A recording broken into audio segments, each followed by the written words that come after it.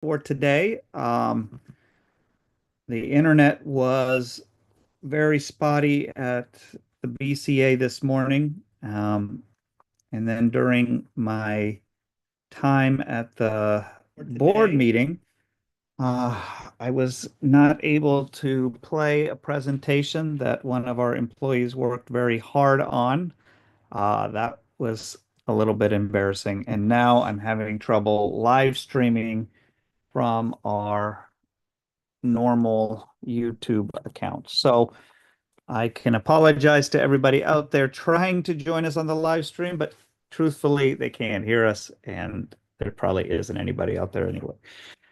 But we're here, so why worry about them? Let's focus in on everyone that decided to show up. So here we go. I would love to hear a few things from everybody. Any good stories from the weekend? At this point, I just have to ask. It's sort of tradition. And you know what else is tradition? No one answering. So we're gonna move on to a couple things. We just had Exploration Day for our new Exploration Day session, which means new classes out there.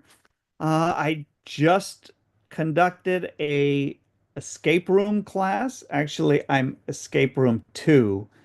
The sequel is never as good as the original. We had some more organized staff members doing Escape Room 1, the real escape room class. Uh, but it went well. We had a great time in my class, but I'd like to hear from anybody out there. Any thoughts on Exploration Day today? Did it go good?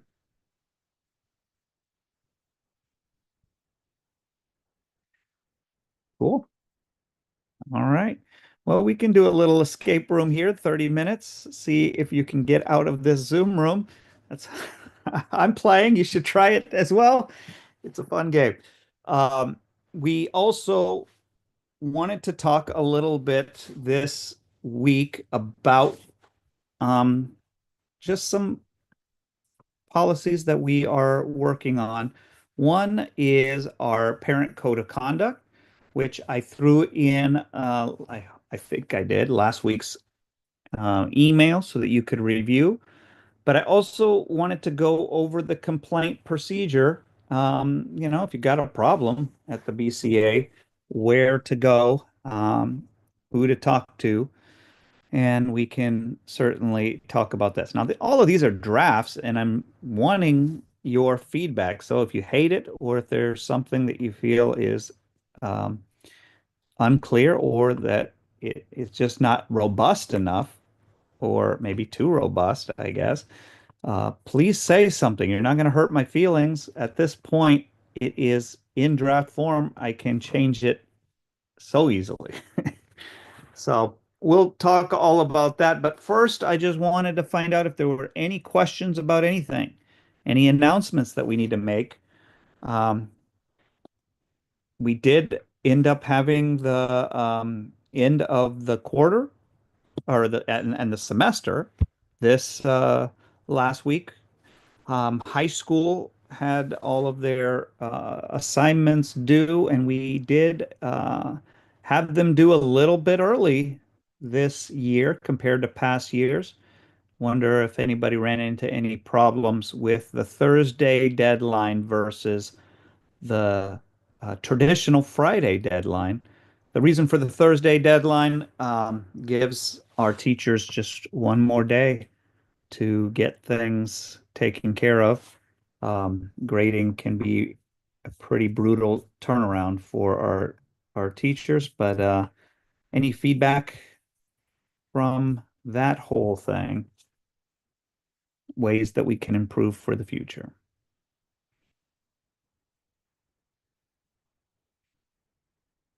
Okay. Yeah, Allison. I don't know that this necessarily has anything to do with what you were just talking about, but Problem. I was curious if my understanding, I was talking to Jessica a little bit ago, and I was curious about the bridge model kind of in general for cohorts. Mhm. And she said that it's always kind of been the same way that it is.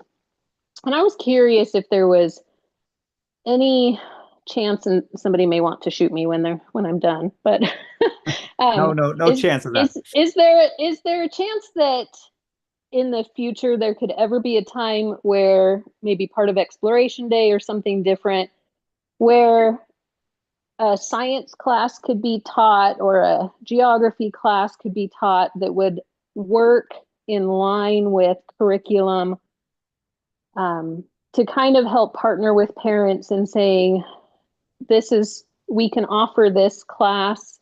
Maybe there's some work at home a little bit that's done with it, but it's kind of a class that it's a portion that could be done more at school. Because so I have experience with K2 cohorts, and Yeah, they're doing math and they're doing reading, and they're sometimes touch on science, but mostly social studies. And so right. um, math and reading, I mean, all of those things are kind of done at home, but I was kind of curious if there was a way to make it so some of those areas that families struggle getting done, science, I'll raise my hand, um, Mhm. that if there's a way that we could help families with certain areas, um, in that, whether it was part of cohort specifically that, parents, we're going to take this on. This is the curriculum we're going to use. If you agree with it, um, then you can go along with us, or part of exploration day, say, kind of like in the same way high school does. They have classes for a subject for a quarter, and not necessarily as in depth, but something along those lines is kind of what I was thinking. I know that there's And other just to, charter schools that do that. Like on Thursdays, they have science classes once a week. yeah. And I don't know if they use it as their curriculum or if it's purely extracurricular, but it was just a thought that I had, wondering if there was any chance of that happening, kind of going forward, looking at what the struggle of families are Hmm. at home, and if there's any way to help that. And Help. just to be clear, you're talking about at the K-8 level or at the Yes. high school Yeah. level? Okay, Yeah. K-8 level. Yeah. Got I it. was talking to Jessica about it. She was like, well, that's what we do in high school. We have classes that are geared. They Hmm. come, they come for classes that are geared toward one subject. And so Hmm. they're there for an hour for that one subject. Is there a way that we could help the K-8 families, if there was a need for that, in Hmm. that same way, and still be able to balance all of the pieces that go along with it? Well, okay, the truth is there's always a way. Now, whether or not the That's why I way, said somebody may want to shoot me. right, right, it may fundamentally change what we are doing, but the path is always available. I think at this point, um, as far as a realistic chance that anytime soon that we would make those changes in order to do that at the K-8 level, I think honestly it is very, very minimal because in order for that to happen, there would be a few considerations. Number one, we would have to do a similar model to high school in which they break up their 3 hour time to focus on specific classes.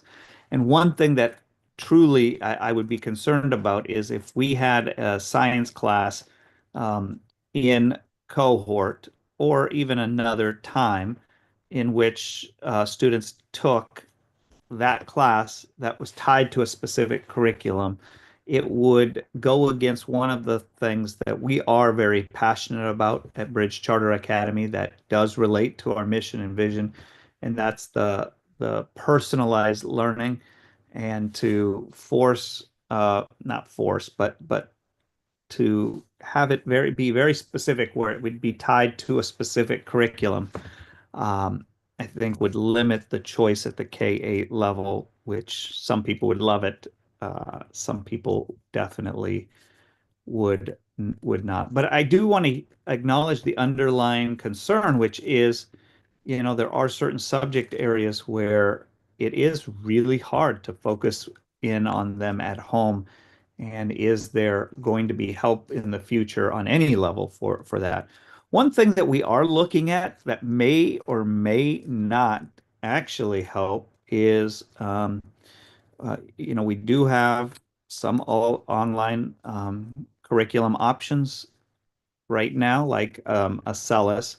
We are looking at expanding those options to other things, like, for instance, Lincoln Learning in the future. And I don't know if that's going to be a better option for families at home or not.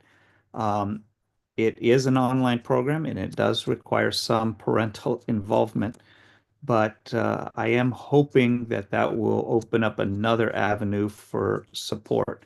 However, I don't think it's quite going to meet the need of what you're saying, where we take on the lion's share of the education.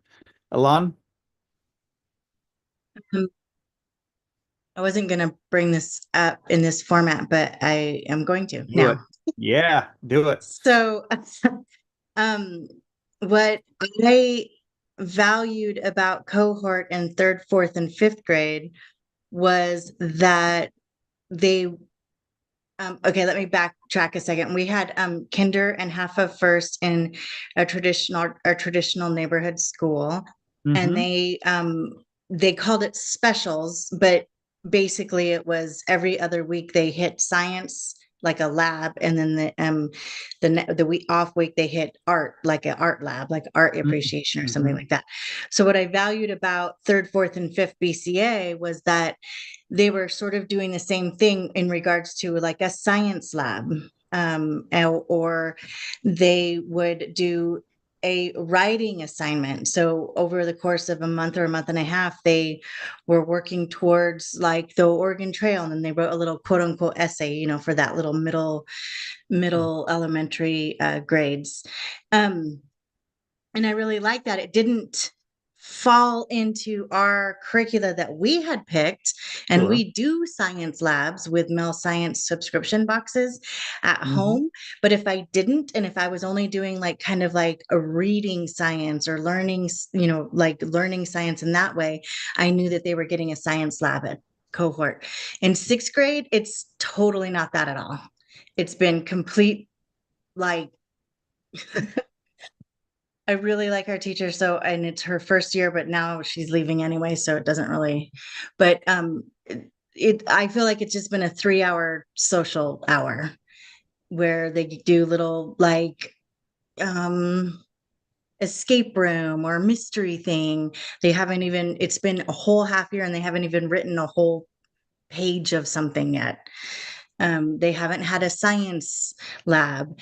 So my assumption for middle school was that it was going to be pretty meaty and they were going to get like science labs and that kind of thing.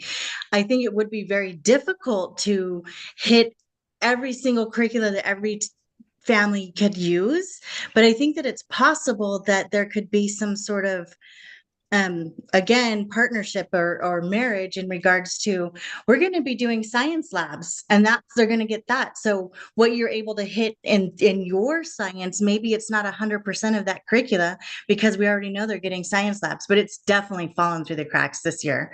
And so my student's not getting anything. I'm Okay. just bringing that up No, and because what that it is, could have been was amazing. Also, I really like that Carl responded in regards to the high school deadline. There's a yes. chat in there. Yeah, I want to respond to that too, but I want to say, Elon, this is that format to bring that up. You certainly can do it other ways as well, but I don't want anybody to ever feel bad coming here and saying, "Hey, something isn't working well for our family." It's not. I mean, yeah, there are certain things that can hurt the pride, you know, but I would rather have it out there so that we can work to improve it. So I'm making a note right now. And then, Carl, as far as your experience, yeah, that is something that I also want to know about. I am looking at right now the amount of communication that we had for this high school transition. just to see if we did adequately communicate. But you touched on something that for sure the little bit of um, digging that I've done did highlight that in the cohort they were saying 4:30. I heard a 5:30 deadline on Thursday, um, and it ended up that they had until almost midnight to turn it in. It is probably good that the error was on that end instead of the opposite way, where it was due at 4:30, but they were saying midnight. But that still highlights that we still need to shore up some of these communication issues, especially when it comes to those deadlines and students are already stressed trying to get things across the finish line. So I would, thank you. Ben, I would say, and I'm sorry, I can't find my little hand raiser up Oh or yeah, yeah. No worries. in here, but it's overall, I'll kind of piggyback on Elon, but Yeah. my teenager has expressed more frustration this year than I've Mm. ever heard him over, and I think it comes down to what you just mentioned. Communication has been pretty bad, and so I try to push it back on him to reach Sure. out to his LC, or if he has questions on the subject area specialist, that type of stuff. I try to actually just push it. I said, well, have you emailed? Yeah, no response. Have you emailed this person? Yeah, no response. Have you contacted your LC? Yeah, she says get a hold of the teacher. No response. Emails. I've even helped him write some emails so that they're respectful and they're very I get the frustration out of it from him and just say, can we have clarification here? Sure. And some of them haven't even been responded to. And I ask him, have you got a response to that? No. Have you got a response to that? No. And so he's expressing a lot of frustration over communication this year. And then last week when he said, well, he was working like the Dickens, of course, he probably waited too long to get he's one that strives for perfection. That's his OCD. I can't help that. He wants straight A's, 4.0, that type of stuff. He's got goals in mind. And if he doesn't have the game picture or the Right. end game of when's this supposed to be due, and then the goalpost changes, you might say, and Hmm. he's Hmm. rushing to get it done at 4:30, then he's frustrated. He goes, I can't get this last thing turned in because I'm coming up against 4:30. And then he reads Right. in depth and it's like, well, no, it's actually going to be this. I think I'm going to make it.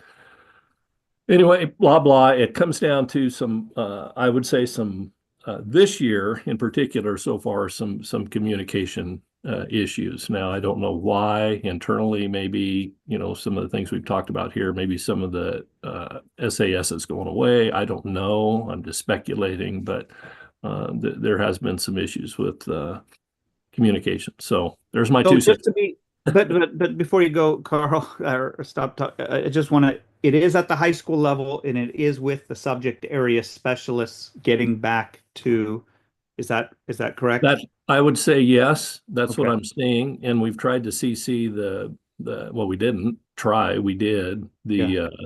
the LC, the learning coordinator, and so that she's in the loop. And so he tries to approach her first, and Mhm. then that goes to, well, did you talk to the teacher? Yes, I've tried there, and I'm not getting a response from the teacher. Just clarification stuff. And I go, well, it's my understanding that the LC should be helping you mitigate this Mhm. communication gap.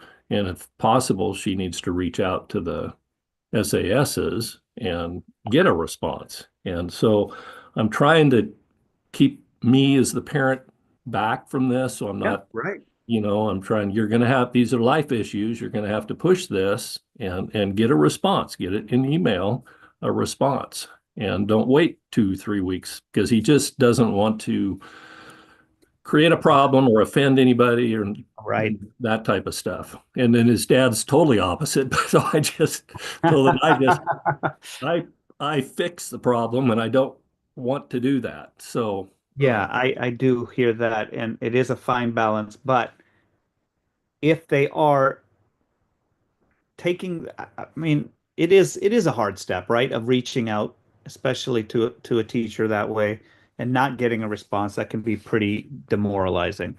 So, okay, I've got it written down here to follow up on. I absolutely appreciate that feedback. Yeah, it Um, just pulls him, it puts him behind. So if he doesn't get an answer, and I said, well, this year they changed and they have regular office business hours. I think it was on Thursdays. I said, you need to check that. I says, but if you're not getting a response or reaching out on that day and you're not getting it, then something's not working. yeah. So you have it. Yeah. One thing I know that is a change that we are putting in because we do have a list of expectations for our teachers that we evaluate on.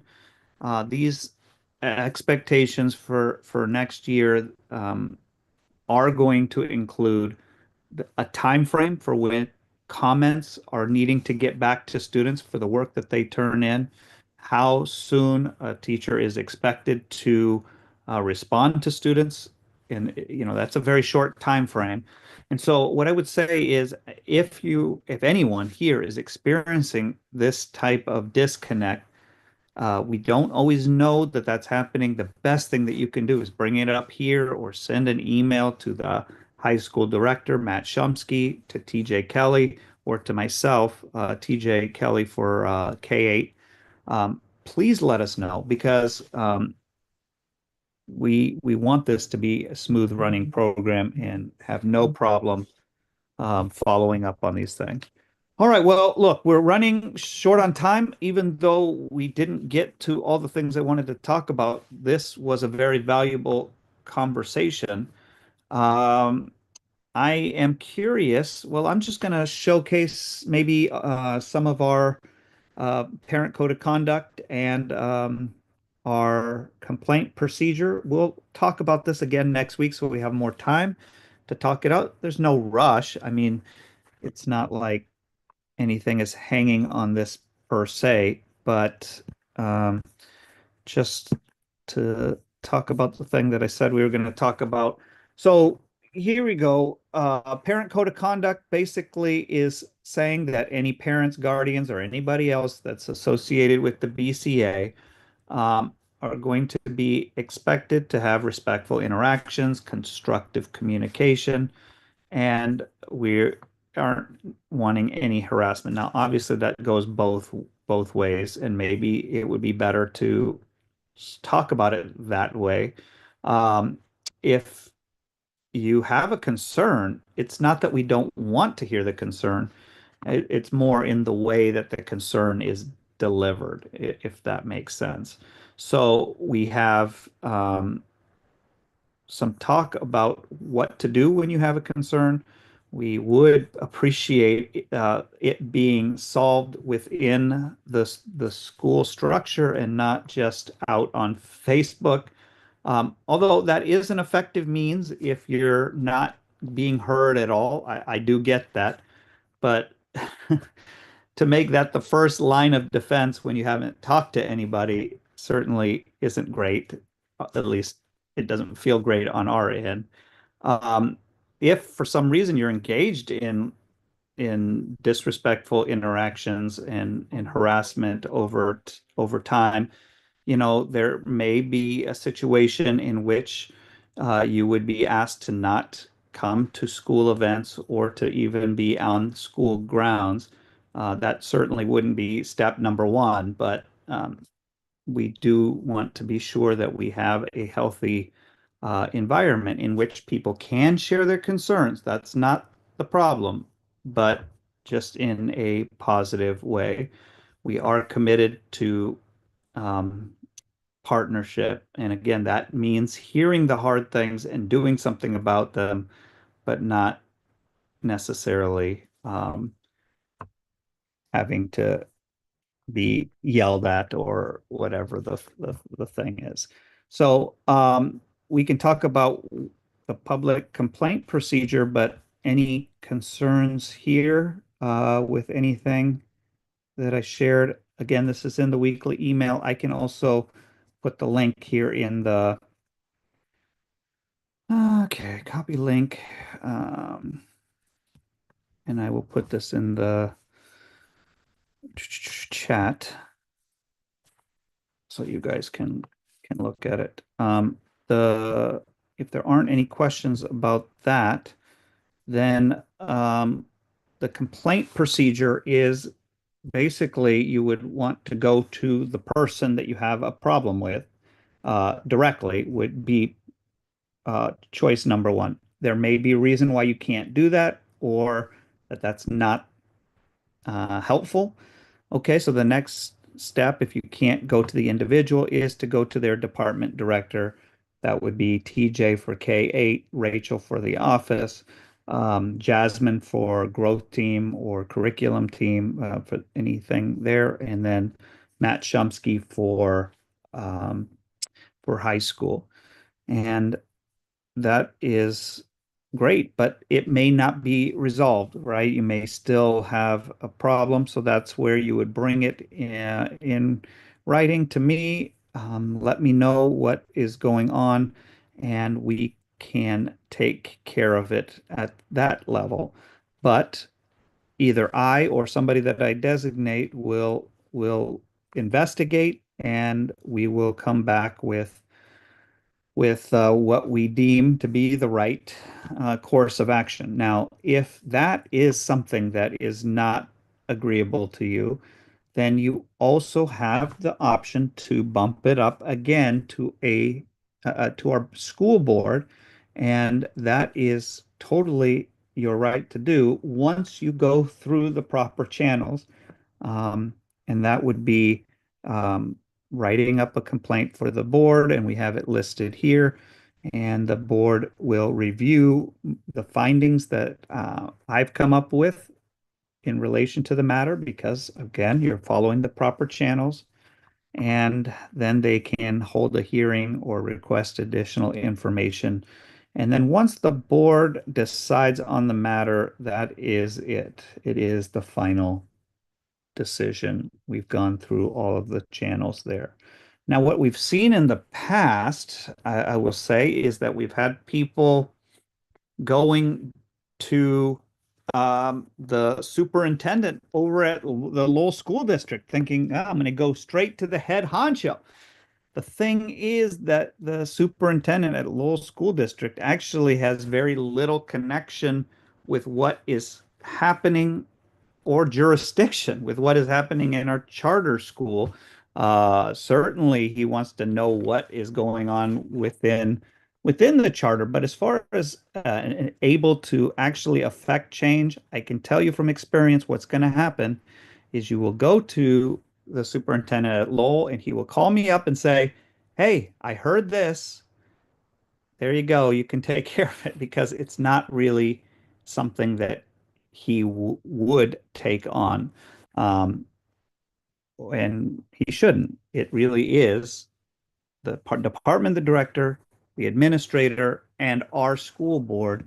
Um, and that is the order in which it happens. Or you could just go to Facebook and rally the troops and see. Not effective, but can feel good, I guess. So, we'll talk about this again next week, but I do want you to have time to think about it, see if there's any part in the wording there or the procedure that doesn't make sense. And let's meet back again next week. And oh, no, next meeting time. Next week, we are not going to be meeting because of the holiday. Woo! So we'll get back together and talk about this. Thank you guys for sharing your concerns. I have written them down. I will follow up with those things. Um, and we will just continue to get better. Love the ideas and suggestions. We'll see you next week. Bye bye.